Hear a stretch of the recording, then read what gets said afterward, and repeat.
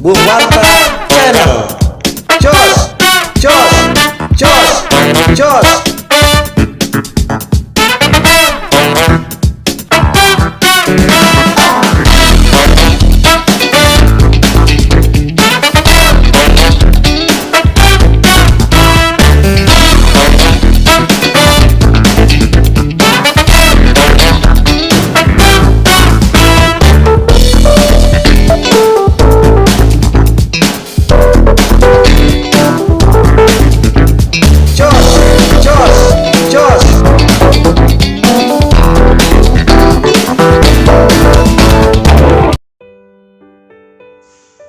Assalamualaikum warahmatullahi wabarakatuh. Sobat semua, jumpa kembali dengan saya Bung Warta. Masih dalam ngopi bareng Bung Warta, bukan omong kosong.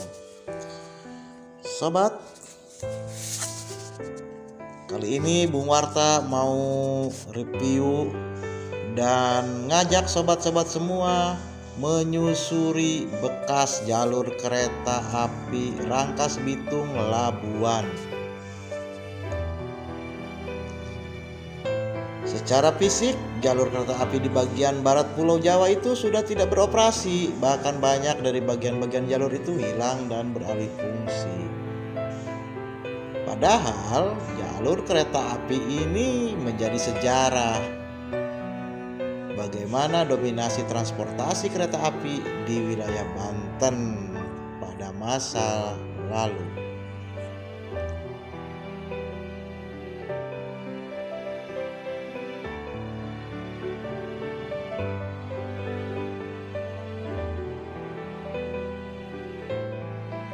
Kita sedang berada di Jembatan 2 Rangkas Bitung. Ini tepatnya di Kampung Lebak Sambel. Bung Warta akan coba review tentang jejak bekas jalur kereta api Rangkas Bitung Labuan. Secara fisik, jalur kereta api di bagian barat Pulau Jawa itu sudah tidak beroperasi. Bahkan banyak dari bagian-bagian jalur itu hilang dan beralih fungsi. Padahal jalur kereta api ini menjadi sejarah. Bagaimana dominasi transportasi kereta api di wilayah Banten pada masa lalu. Sobat, dalam dekade 1950 sampai 1960 akhir, lalu lintas dan perjalanan di jalur kereta api Rangkas Labuan ini cukup ramai, dengan perjalanan kereta penumpang dan barang sebanyak 5 kali sehari pulang pergi. Hingga memasuki awal tahun 1980 jalur ini mulai kehilangan gairah, dan pada tahun 1984 jalur ini ditutup oleh pemerintah karena kalah bersaing dengan mode transportasi massal lainnya. Perjalanan kami dimulai dari Lebak Sambel, tepatnya di ujung Jembatan 2 Ciujung.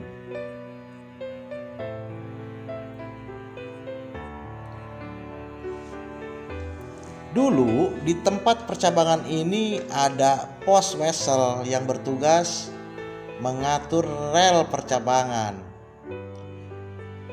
Oh ya sobat, rel percabangan ini membagi antara jalur Rangkas Bitung Merak dan Rangkas Bitung Labuan. Lokasi pos percabangan ini sekitar 100 meter dari ujung Jembatan Ciujung.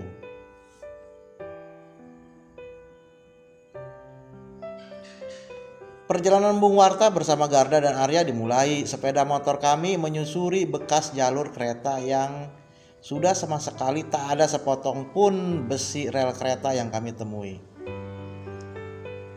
Memang jalan itu menjadi jalan lingkungan warga.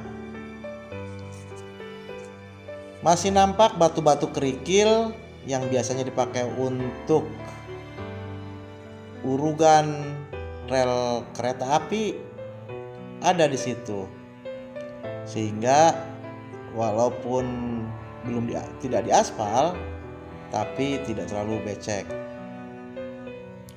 Hampir semua bekas jalur kereta itu menjadi jalan lingkungan warga yang bisa digunakan untuk kendaraan roda 2. Saat melintas, kanan kirinya sudah padat dihuni oleh warga. Tak jauh perjalanan kami dari Lebak Sambel, sekitar 100 meter, kami menyeberangi jalan lingkungan warga, tepatnya di daerah Telaga Biru, dan mulai memasuki wilayah Kampung Lebak Picung dan Rancasema. Saat kami memasuki jalan Kampung Rancasema, di sini jalannya lebih lebar, bahkan bisa digunakan untuk mobil.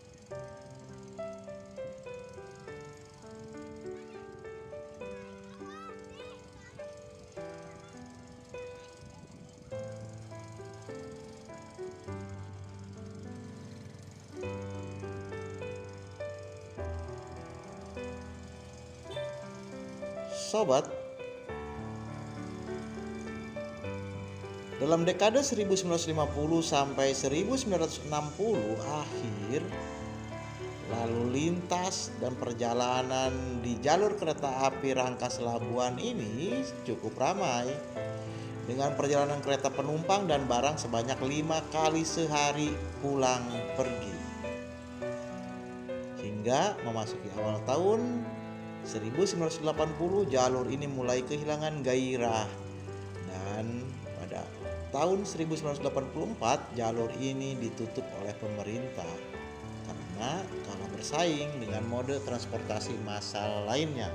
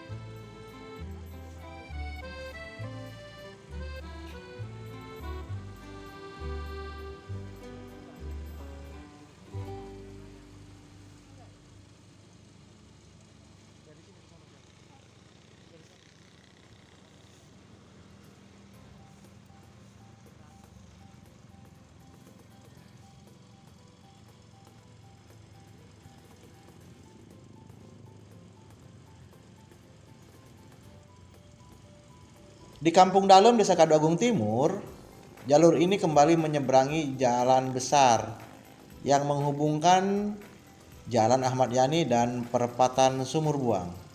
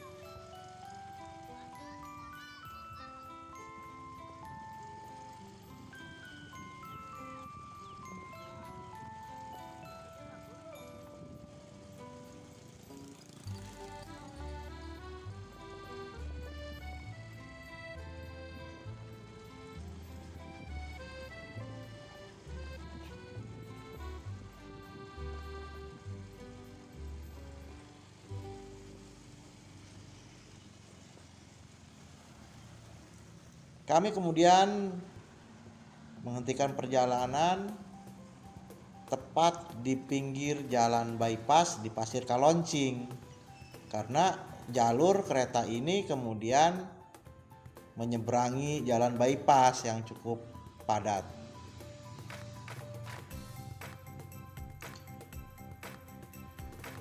Perjalanan berlanjut ke Kaloncing. Di sini sangat terasa bahwa bekas jalan kereta itu menjadi jalan desa. Bahkan di jalan itu kami melihat bekas-bekas hot mix atau aspal, menandakan bahwa bekas jalan kereta di Kampung Kaloncing ini sudah pernah menjadi jalan poros desa dan diaspal.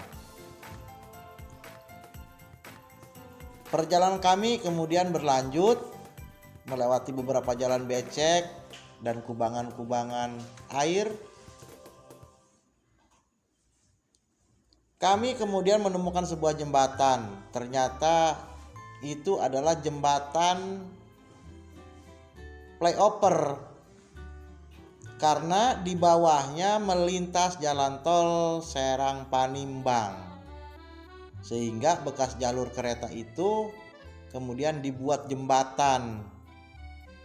Jadi nanti kalau dibangun jembatan, ketika kereta api Rangkas Bitung Labuan diaktifkan kembali, otomatis nanti ini sudah disiapkan menjadi jembatan rel keretanya nantinya. Jembatan ini posisinya berada di perbatasan antara Kampung Kaloncing, Desa Kadugung Tengah, dan Kampung Babakan, Desa Malabar. Dua-duanya sama-sama berada di wilayah Kecamatan Cibadak. Di jembatan ini kami pun sejenak berhenti dan melihat-lihat di atas jembatan itu.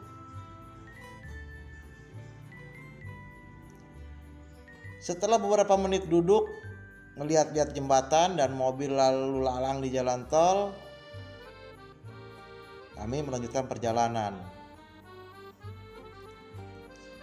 Memasuki Kampung Babakan, Desa Malabar, kendati sekarang sudah rusak, nampak bahwa jalan ini pernah tersentuh oleh cor hot mix.